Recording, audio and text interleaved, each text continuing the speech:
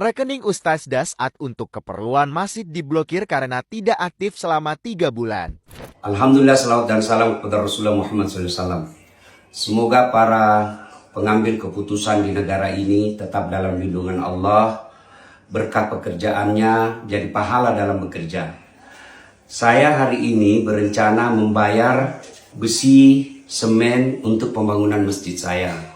Jadi saya datanglah mengambil uang yang saya tabung di bank pemerintah. Setelah saya tiba ternyata rekening saya diblokir karena tidak aktif selama 3 bulan. Saya bingung kenapa diblokir. Alasannya katanya supaya menghindari hal-hal negatif.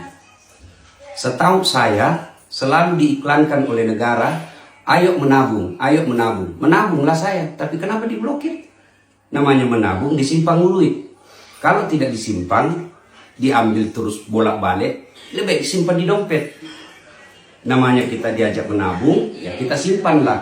Kenapa setelah saya simpan malah diblokir? Dan duit saya ini tidak banyak.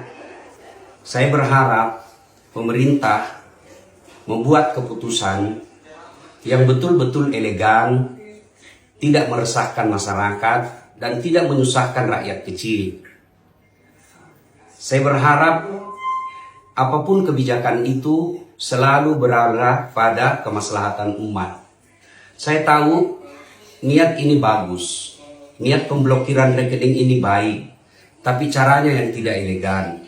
Apa gunanya kalian yang sekolah tinggi-tinggi ke luar negeri, digaji oleh negara, yang bekerja mengelola keuangan masyarakat, lalu uang masyarakat ini, kebijakan ini justru melahirkan keresahan dan menyusahkan masyarakat.